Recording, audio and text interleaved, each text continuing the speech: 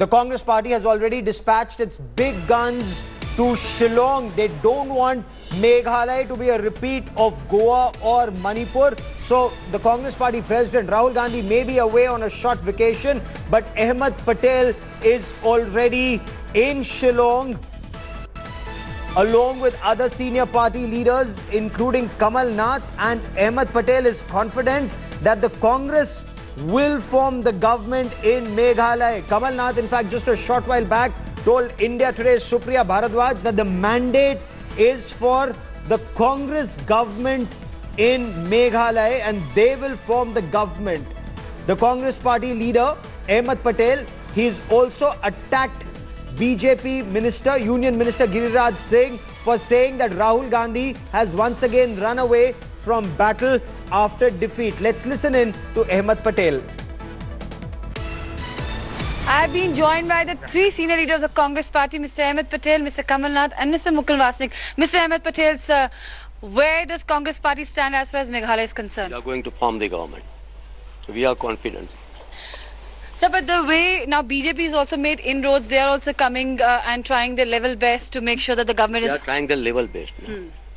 And they were claiming that they will get 40, 45 seats in Tripura. They were claiming that in Gujarat they will get 150 seats. So, somewhere, what does this mandate say? Because in exit polls, somewhere Congress was written off and they were saying that... We are single largest party up till now. So how can you say that, they have lost the mandate? They have not got the majority. But on the other hand, there are senior leaders and the union ministers of BJP which are coming out and raising question marks on your president also. Mr. Giriraj Singh has tweeted saying that the biggest strategist is Mr. Gandhi, when he knows that Congress is going to lose, so he runs away abroad, leaving the workers in lurch. Do you consider this Tripura victory is an ideological victory? Just go and ask the other people. How did they manage? Right. So confident of forming the government here. Have you started negotiating with the other people, sir? The other parties, the alliance? I can say that we are going to form the government.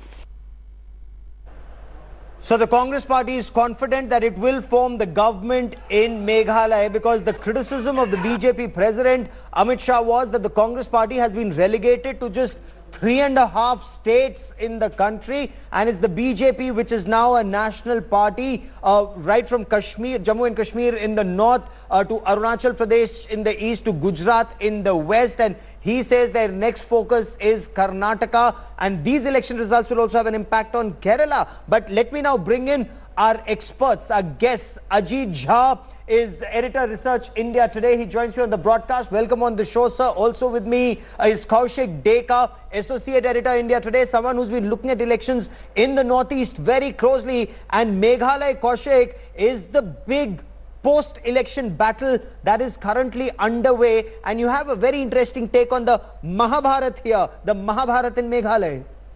Yeah, because it's a direct fight between the BJP strategist Himanta Biswa Sarma and Congress veterans like Ahmed Patel, Kamal Nath. Ahmed Patel at one point of time, when BJP Sarma was in Congress, he was the mentor for Himanta Biswa Sarma. So Himanta must have learnt a few tricks from Ahmed Patel. Now those tricks would be used against the same mentor. So it reminds me of that Mahabharata thing where Arjuna had to take on arms against Guru Dronacharya. So now we will have to see who wins the battle here. And okay, it also depends on who is the Krishna in this battle, because it has to be a combination of Arjun and Krishna to win the Mahabharata. Absolutely, and who sort of takes the edge on the numbers, because the numbers in this case are very similar, and in fact the Congress appears as the single largest party. Yes. But given the others, which is huge, which are smaller parties, the BJP is known to stitch up alliances within the very short possible time, which they did in the past in Manipur, in Goa, and pulled, the first one on Congress. Because even though Digvijay Singh reached Goa, before he could stitch an alliance, before he could, get to know what's happening, Manohar Parrikar had already put the government in place. Absolutely. So, given the fact that the BJP has just been victorious in the other two states, and there's a euphoria that the party is reaping, I won't be surprised if they pull that. You must not forget that when that Goa and Manipur thing happened, that time also Rahul Gandhi was abroad. And this time also Rahul Gandhi is abroad. So if the Congress leaders need time to reach out to their leader at such a crucial time, means think of it, that today in Meghalaya, Congress is in power and it's a crucial state for them, considering that they have only 4 or 5 states in the country. So the results are coming. 3.5. The results are coming out today, and the Congress president, now he is the Congress president, he is not in the country even. And I understand, means you can't find fault with him meeting the Nani, but when you are a politician, you are in public life, you need to time your personal things in a better way. Okay, because could this have been timed better? Because you know, the contrast is very stark. You have the Prime Minister who works relentlessly. You have the BJP President who's seen along with the Prime Minister as this election waging machinery, election fighting winning machinery. And then you have Rahul Gandhi, who even at this point is overseas. Well, I mean, Rahul Gandhi showed enormous energy during the Gujarat polls, and one thought that that would be, once he becomes the Congress party president, he would maintain that. But then again, with Rahul Gandhi, he's not consistent with his 24/7 politics, with both the Prime Minister and Amit Shah, and under them, the sort of the BJP organizational machine itself seems to be sort of, you know, all the time active, gunning for this victories. Also reflects the Congress mindset about Northeast. They have always considered Northeast as some remote areas where there are a few Lok Sabha seats. Even now, I see some Congress sympathizer tweeting that, oh, these states have only 6 seats, they would have no national impact, and media is going, media's overhyped thing, it doesn't have any significance in Karnataka elections or in Lok Sabha elections. But that's the very mindset, that's why Congress has repeatedly ignored the Northeast. And remember this thing, Gaurav, as you mentioned, that for the first time, for last 8 hours I am in the studio, for the first time TV channels have covered Northeast election like that. But think of it, for 10 years, an MP from Assam was the Prime Minister of the country. Yeah. Did you ever during those time even consider any particular election in Assam or in other northeastern states? You never. But for the first time, this focus is also because of another Prime Minister, though he is not from that region, but a kind of focus they have given, seeing Northeast as 25 Lok Sabha seats. It's how you see the thing. It's all about perspective. Ajit sir, how do you look at this? That, you know, it was a very interesting discussion that Kaushik and I were just having. Elections in the Northeast, and this is the first time it's being covered 8 hours non-stops, and perhaps the entire prime time would be about elections in the Northeast. Why this change?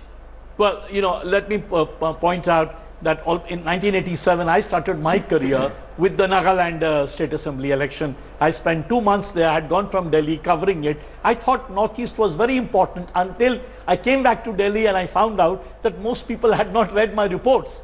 Today, that is certainly not the case. Today, the Northeast is being seen as integral to India. And I thank Mr. Narendra Modi for actually doing that, not so much the media. In fact, when Narendra Modi came to power, despite the fact that the BJP had not done so well, they had only won, what, 8 seats out of 25 in the Northeast in the Lok Sabha, but for 2 reasons, they focused on the Northeast. What were the 2 reasons? One that you pointed out, Gaurav, that in terms of strategic importance, they thought this region was connected to the rest of India through that chicken neck of Bangladesh, and therefore strategically, they thought this is the region which is going to be very important for us in this onslaught from China, for example, number one. And number 2, the fact that, as Amit Shah pointed out today in his press speech, that for the first time, money was going there all the time. Even in the past, central governments would pump funds. But for the first time, Narendra Modi had a vision of Vikas for the Northeast, because he said in his elections after he became Prime Minister, that the west of India is developed, the east of India is not. We need to transform the east into the west. And he gave a focused vision for the Northeast in terms of railways in Arunachal, roadways, and that, I think, attracted the entire Northeast's attention, both by the media, and the people in the Northeast today feel integrated as part of the country. Very interesting, very, very interesting, because so far it was only the national security community, the strategic circles, that would talk about the importance of the Northeast, not only from the security point of view, but also the economy point of view, on the act East policy of Government of India, not party specific, but Act East policy of Government of India. It's only now that perhaps implementation on ground is visible and more perhaps in the times to come. But let's for a moment come back to the politics of the subject, where Union Minister Giriraj Singh, he's hit out at the Congress Party President Rahul Gandhi, saying that he knows just when to run away from a battle. Let's listen in. Italy में चुनाव भी है।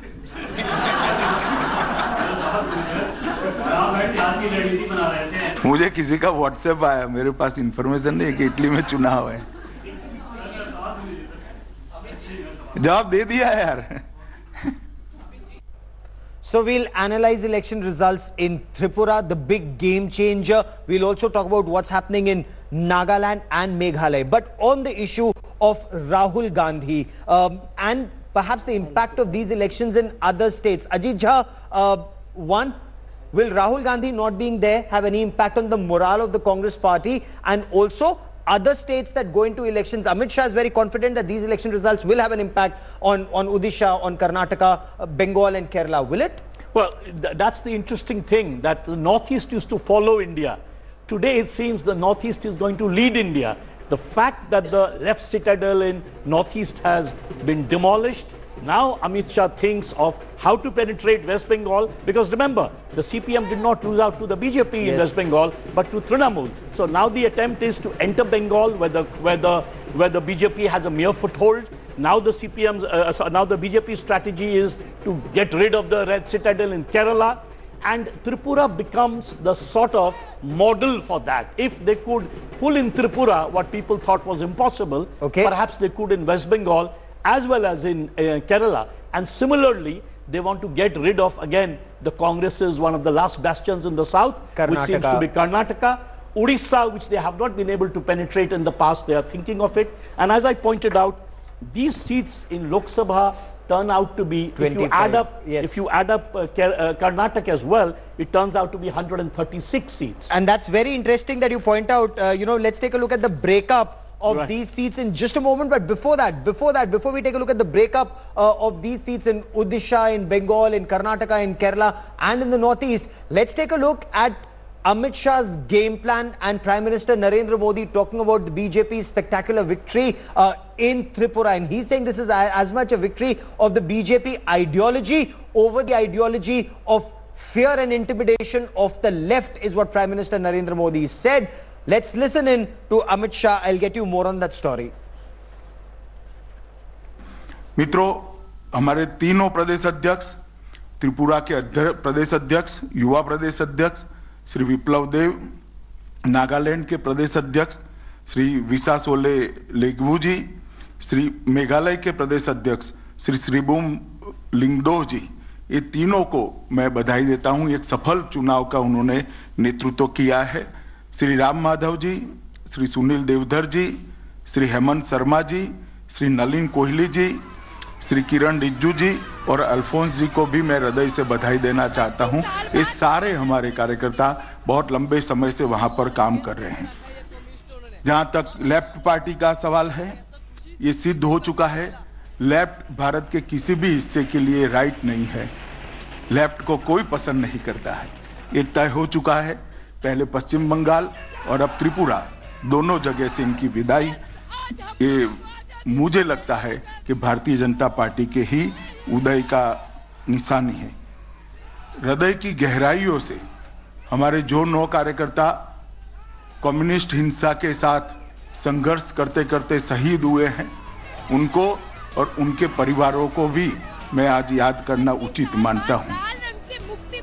So Prime Minister Narendra Modi tweeted saying that this is taking the BJP from Shunya to Shikhar, from zero to the top. Kaushik, lessons from Tripura that can be implemented perhaps in Kerala? Are there lessons that can be implemented in Karnataka?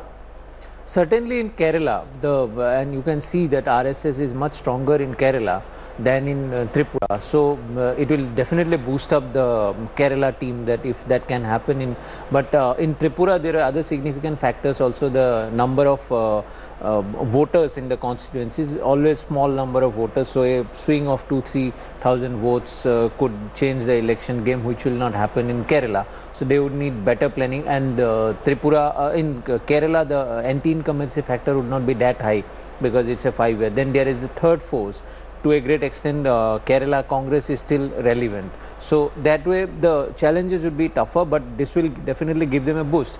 About Karnataka, it's definitely a different ball game. Here, the Congress is in power and still strong under Siddaramaiah. Then the Devegowda JDS Janata Dal, as it's in it's a very crucial factor. To reckon with. So and it will actually determine who forms the government, where the vote swings and other things.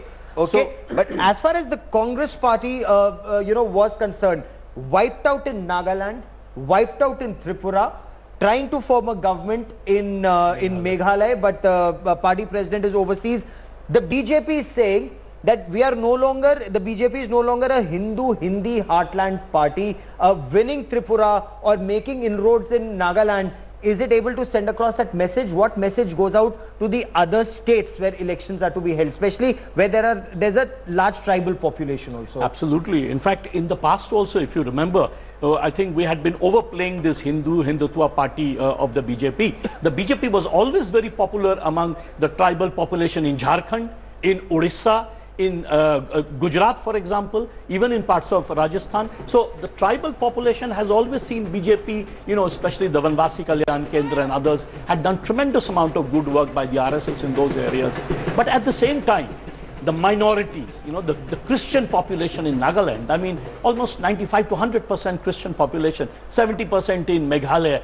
That's where the BJP, a so-called Hindutva party, has shown success. It's able to deftly sort of build alliances. It's flexible. It's a big player. It's like the saber jet, and yet at the same time it is able to sort of nimbly sort of stitch alliances. So it does that wonderfully with local parties, with smaller parties, with parties that people in the past used to call secessionists. The BJP ends up forming alliance with them and transforming them into democratic alliances. Okay. So that's where the BJP's strength lies. As I said, it transforms all its challenges into opportunities extremely well, and that's where we'll see it trumps the Congress, because the Congress, being the party of yesteryear, has taken that sleeping kind of attitude. It's not able to, like for example, take Meghalaya. It could not convince the Trinamool, which is technically supposed to be an ally in the centre, in parliament, to form an alliance within Meghalaya.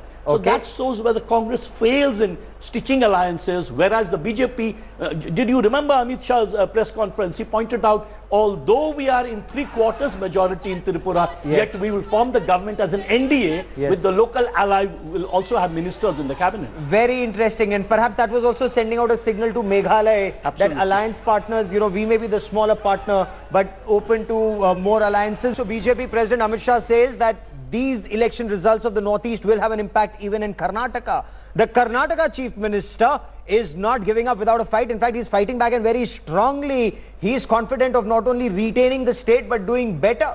He's released Karnataka Vision 2025 for a stronger Karnataka. But apart from that, he's also sought suggestions of voters how to empower the people of Karnataka better. This is an India Today special report.